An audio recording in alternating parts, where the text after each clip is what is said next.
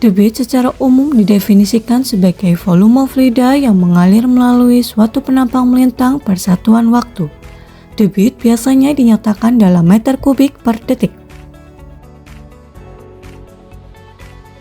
Pada video kali ini, kita akan mempelajari bagaimana mengukur debit pada saluran irigasi.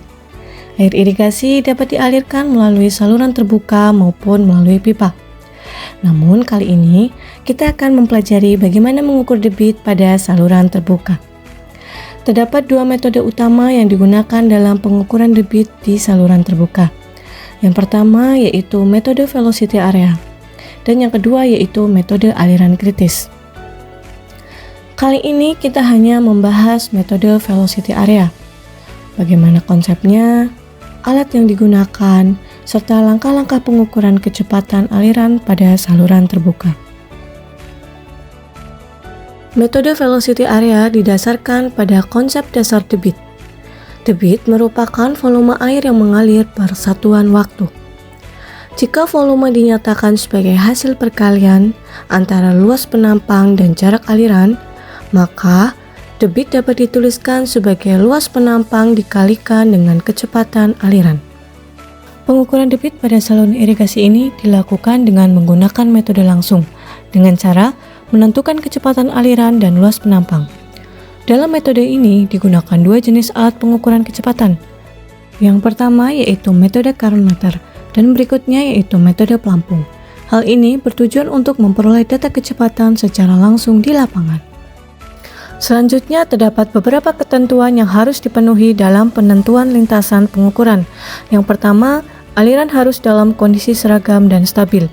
Yang kedua, bentuk penampang saluran harus lurus.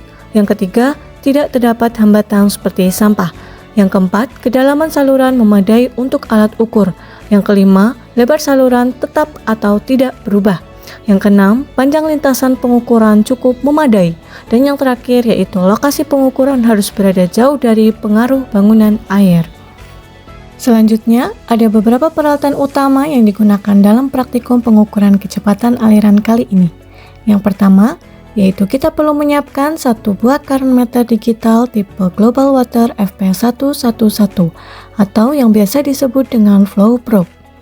Dan yang kedua, kita perlu menyiapkan 3 buah bola pingpong sebagai pelampung.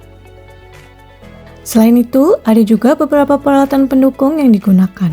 Yang pertama yaitu peralatan alat tulis seperti papan jalan, formulir pengukuran, dan pulpen. Yang kedua yaitu meteran gulung sepanjang 30 meter. Yang ketiga, kayu yang digunakan sebagai patok. Yang keempat, tali rafia kurang lebih sepanjang 5 meter.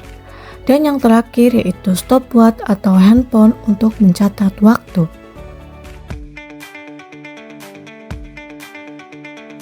Yang pertama, kita akan membahas metode current meter.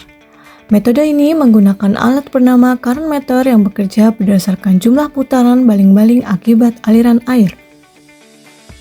Langkah-langkah yang dilakukan dalam pengukuran kecepatan aliran dengan metode ini adalah sebagai berikut. Yang pertama, kita mulai dengan menentukan penampang memanjang pada saluran.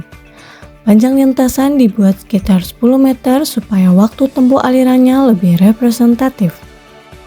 Berikutnya, kita akan melakukan pengukuran penampang melintang saluran. Penampang ini kemudian dibagi menjadi 3 bias atau 4 bagian dengan lebar permukaan yang sama. Setelah itu, lintasan akan kita bagi menjadi beberapa segmen. Dari segmen-segmen tersebut, kita ambil data kecepatan di 3 titik utama, yaitu pada bagian hulu, bagian tengah, dan bagian hilir. Hal ini bertujuan agar hasil pengukuran benar-benar menggambarkan kondisi aliran di sepanjang lintasan. Lalu, kita ukur tinggi air pada penampang basah, termasuk lebar permukaan air dan permukaan basah untuk setiap bias. Kemudian, kita posisikan propeller current meter searah tegak lurus menghadap arah aliran. Setelah alat berada tepat di posisi yang diinginkan, kita tekan tombol pada counter bersamaan dengan mengaktifkan stopwatch. Pengukuran dilakukan selama 50 detik. Lalu, counter dan stopwatch dihentikan dan jumlah putaran propeller dicatat.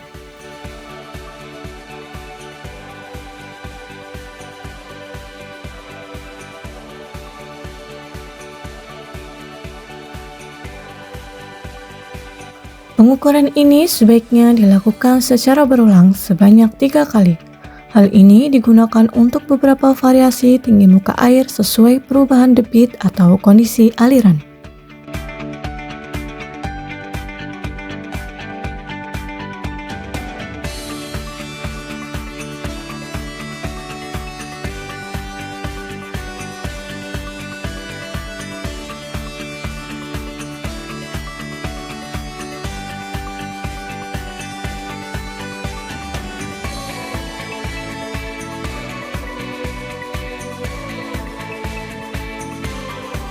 Dan yang terakhir, kita hitung dulu kecepatan dari setiap percobaan.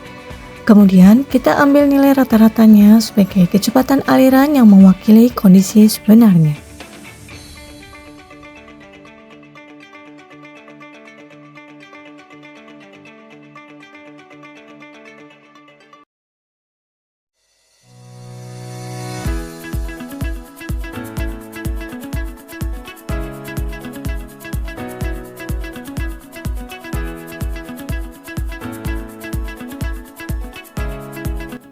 Metode yang terakhir yaitu metode apung atau pelampung. Pengukuran menggunakan pelampung adalah salah satu metode paling sederhana dan sudah digunakan sejak lama untuk menentukan kecepatan aliran pada saluran terbuka. Prinsip pada metode ini sangat mudah karena kita hanya mengukur berapa lama sebuah pelampung menempuh jarak tertentu. Berikut adalah langkah-langkah pengukuran kecepatan aliran dengan metode apung. Pada metode apung ini, lokasi dan panjang lintasan pengukuran tetap sama seperti metode sebelumnya. Perbedaannya hanya terletak pada pembagian lintasan, di mana jalur pengukuran dibagi menjadi 2 titik, yaitu titik hulu dan titik hilir dengan jarak sepanjang 10 meter. Letakkan bola pelampung sedikit di atas titik pertama, agar ketika melewati titik tersebut, gerakan pelampung sudah stabil. Saat bola melewati titik hulu, hidupkan stopwatch. Setelah sampai di titik hilir, matikan stopwatch dan catat waktu tempuhnya. Untuk mendapatkan data yang lebih akurat, lepaskan bola sebanyak 3 kali, yaitu dari sisi kiri, sisi tengah, dan sisi kanan aliran. Gunakan waktu tempuh untuk mendapatkan kecepatan permukaan, lalu koreksi dengan koefisien pelampung untuk mendapatkan kecepatan rata-rata aliran. Langkah yang terakhir yaitu menghitung debit dengan mengalihkan kecepatan rata-rata aliran dan luas penampang basah.